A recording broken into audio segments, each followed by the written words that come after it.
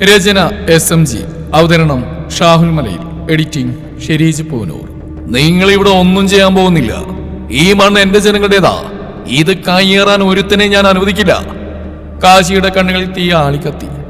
വാളയാറിന്റെ മണ്ണിൽ ഒരു വലിയ കൺസ്ട്രക്ഷൻ കമ്പനിയുടെ പേരിൽ മാഫിയ സംഘം ജനങ്ങളുടെ ഭൂമി കയ്യേറാൻ ശ്രമിക്കുകയാണ്. അവരുടെ മുമ്പിൽ ഭയന്ന് വിറച്ച് നിൽക്കുന്ന സാധാരണക്കാരെ കണ്ടപ്പോൾ കാശിയുടെ രക്തം തിളച്ചു. അവൻ നേരെ മാഫിയ തലവന്റെ മുമ്പിലേക്ക് ചെന്നു. കൂടെ ഇന്ന് MLA പോലും അവനും തിരിഞ്ഞു നോക്കിയില്ല. കാശിയെ കണ്ടപ്പോൾ മാഫിയ തലവന്റെ മുഖത്തൊരു പൂച്ചച്ചിരി വിടുന്നു. നീയാണോടാ കാശി, നാട്ടുകാരുടെ രക്ഷകൻ? അയാൾ പരിഹസിച്ചു. ഈ സ്ഥലത്തിന്റെ വില എത്രയാണെന്ന് എനിക്കറിയോ? ഇതിവിടെ ഞങ്ങൾക്ക് കിട്ടണം. കാശിയുടെ കണ്ണുകൾ തീവ്രമായി തിളങ്ങി. അവന്റെ ഒരു ശബ്ദം ഇടിമുഴക്കം പോലെയായിരുന്നു. ഇത് കാശിയുടെ മണ്ണാണ്. ഞാൻ പറഞ്ഞ് കേട്ടില്ലെങ്കിൽ കേട്ടോ. ഈ മണ്ണെന്റെ ജനങ്ങളുടേതാ. ഇത് കയ്യേറാൻ ഒരുത്തനെ ഞാൻ അനുവദിക്കില്ല. എന്റെ ജനങ്ങളുടെ ജീവനായി മണ്ണ്. ഈ മണ്ണിൽ നിങ്ങൾ കെട്ടിപ്പടുക്കാൻ പോകുന്ന ശവപ്പറമ്പുകളാ. അവന്റെ വാക്കിൽ കേട്ട് മാഫിയ തലവന്റെ പുച്ഛം നിറഞ്ഞ ചിരിമാഞ്ഞു. പകരം ദേഷ്യം നിറഞ്ഞു. നരന്ത് ചക്ക, നിനക്ക് ഞങ്ങളെ അറിയില്ല. അയാൾ ഭീഷണിപ്പെടുത്തി. എനിക്കറിയാം. എന്റെ ജനങ്ങളെ ദ്രോഹിക്കുന്നവൻ ആരാണോ അവൻ എന്റെ ശത്രുവാ. നിങ്ങൾക്ക് എന്നെ ഇഷ്ടമുള്ള പോലെ വിളിക്കാം. കാശിയെന്നോ കാശിനാഥനെന്നോ, അല്ലെങ്കിൽ നിങ്ങളുടെ അവസാനത്തെ ശത്രു എന്നോ. എന്താണെങ്കിലും ഇതിവിടെ അവസാനിക്കില്ല. ഇവിടെ ആര് ഭരിക്കണമെന്ന് തീരുമാനിക്കുന്ന നിങ്ങൾ പറയുന്ന ഡീലുകളല്ല, എന്റെ ജനങ്ങളാ. എന്റെ ജനങ്ങൾ ഈ മണ്ണിൽ നിന്നും മാറില്ല. കാശിയ പറഞ്ഞ് തിരിഞ്ഞടന്നു. അയാളുടെ പിന്നിൽ നിന്ന് മാഫിയ തലവന്റെ അലർച്ച മുഴങ്ങി. ഇവിടെ എന്താ സംഭവിക്കുന്നത് ഞാൻ കാണിച്ചു തരാം. നിന്റെ അഹങ്കാരം ഞാൻ അവസാനിപ്പിച്ചിരിക്കും. ആ നിമിഷം കാശി എന്ന പേര് ആ മാഫിയ സംഘത്തിന്റെ മനസ്സിൽ ഒരു ശത്രുവായി രേഖപ്പെടുത്തി. അവനെ ഇല്ലാതാക്കാനുള്ള പ്രതികാരത്തിന്റെ തീ അവരുടെ ഉള്ളിൽ ആളിക്കത്തി. വാളയാർ ചുരത്തിന്റെ ചൂടുള്ള കാറ്റിനും ഒരുതരം തണുപ്പ് നൽകുന്ന വ്യക്തിത്വമായിരുന്നു കാശിനാഥന്റേത്. ചെറുപ്പത്തിൽ തന്നെ രാഷ്ട്രീയത്തിൽ ഇറങ്ങി ഒരു MLAയുടെ വലം കൈയായി മാറിയപ്പോൾ അവന്റെ പേര് കാശിയായി മാറി. നാട്ടുകാർക്ക് അവൻ നേതാവായിരുന്നില്ല, അവരുടെ സ്വന്തം മകനായിരുന്നു. വാളയാറിന്റെ ഹൃദയഭാഗത്ത് ജനങ്ങൾക്ക് വേണ്ടി കാശി രാപ്പകൽ അധ്വാനിച്ചു. അവന്റെ വാക്കുകൾക്ക് 10,000 പേരുടെ ശക്തിയുണ്ടായിരുന്നു. പക്ഷേ എല്ലാ നന്മകൾക്കും ഒരു മറുവശമുണ്ടല്ലോ. കാശിയുടെ സ്വാധീനം പല സാമൂഹ്യ വിരുദ്ധർക്കും കണ്ണിൽ കരടായി മാറി.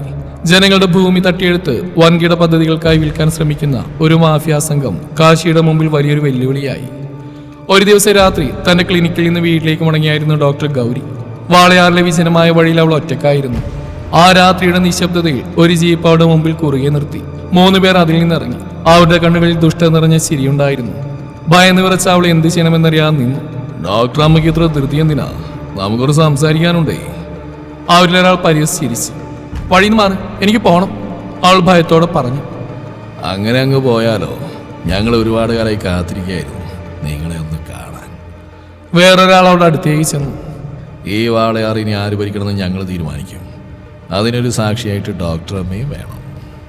അയാൾ ക്രൂരമായി ചിരിച്ചു. അപ്പോഴേക്ക് ഒരു ജീപ്പ് അവരുടെ മുമ്പിൽ ചീറിപ്പാഞ്ഞു നിന്നു. ആ ജീപ്പിന്റെ ഹെഡ്ലൈറ്റിന്റെ വെളിച്ചത്തിൽ ആ രൂപം ഗൗരി കണ്ടു. കാശി. അവന്റെ കണ്ണുകളിൽ അഗ്നി നിറഞ്ഞിരുന്നു. ഗൗരി, അതേക്കത്. അവന്റെ ശബ്ദ രാത്രിയുടെ നിശബ്ദതയെ കീറിമുറിച്ചു. ഗുണ്ടകൾ കാശിയെ പുച്ഛത്തോടെ നോക്കി. ഓ, നീയാണോ ഈ നാട്ടിലെ സൂപ്പർ ഹീറോ? ആ ജീപ്പ് സ്റ്റാർട്ട് ചെയ്ത് വന്ന പോലെ നീ പോയിക്കോ, അല്ലെങ്കിൽ നിനക്ക് എന്ത് സംഭവിക്കുമെന്ന് ഞങ്ങൾക്ക് പോലും പറയാൻ പറ്റില്ല. ഒരാൾ പരിഹസിച്ചു. കാശി പുഞ്ചിരിച്ചുകൊണ്ട് അവരുടെ അടുത്തേക്ക് ചെന്നു. ഇത് എന്റെ ആളുകളുടെ വഴിയാ. ഇവിടെ ഞാൻ പറഞ്ഞാൽ മാത്രം വണ്ടി നിന്നാ മതി. നിങ്ങളുടെ ആ ഗുണ്ടായിസം വേറെ എവിടെയെങ്കിലും പോയി കാണിച്ചാൽ മതി. ആ ചെറുക്ക, നീ ആരോടാ സംസാരിക്കുന്ന എനിക്കറിയോ? ഞങ്ങൾ വിചാരിച്ച ഈ നാട്ടിലൊരു കോഴിക്കുഞ്ഞു പോലും നിലത്ത് വീഴില്ല. എനിക്കറിയാടോ.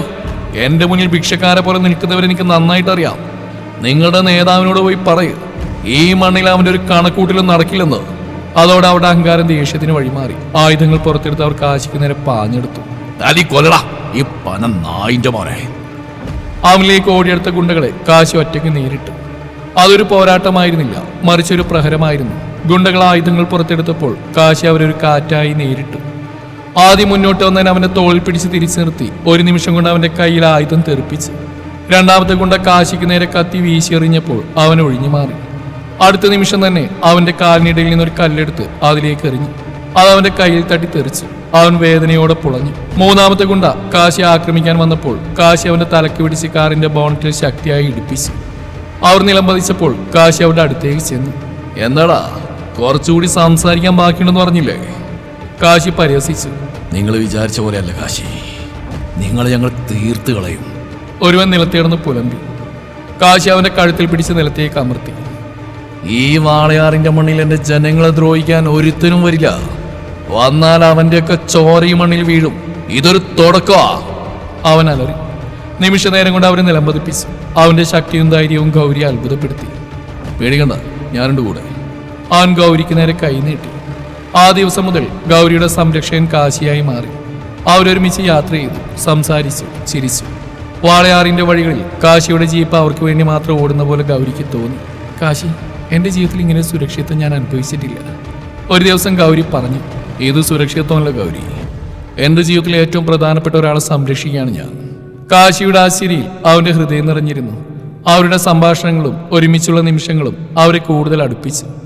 സാമൂഹിക പ്രതിബദ്ധതയുള്ള കാശിയുടെ ധീരമായ ജീവിതം ഗൗരി അവനിലേക്ക് അടുപ്പിച്ചു. കാശിയുടെ നിസ്വാർത്ഥമായ സ്നേഹം കണ്ടപ്പോൾ അവൾ അവനെ പ്രണയിച്ചു തുടങ്ങി.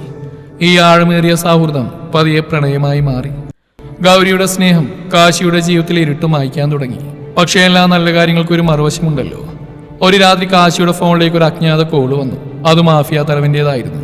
ഹലോ, എന്റെ വാളയാറിന്റെ വീരനായക. ഫോണിന്റെ അങ്ങേതലക്കൽ നിന്ന് മാഫിയ തലവൻ പരിഹാസത്തോടെ ചിരിച്ചു.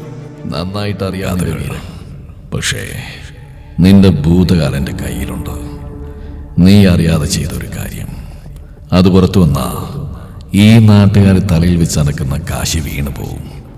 നിന്റെ ഗൗരി, അവള് നിന്നെ വെറുക്കും. നിന്റെ ഈ രഹസ്യ ജീവിതം അവൾ അറിഞ്ഞ എന്ത് സംഭവിക്കാന്നറിയാലോ. അയാൾ ഭീഷണിപ്പെടുത്തി. അവർക്ക് വേണ്ടി നിലകൊണ്ടതിന് മുമ്പ് കാശി അറിയാതെ ചെയ്തൊരു തെറ്റ് ഇപ്പോൾ അവനെ വേട്ടയാടാൻ തുടങ്ങി.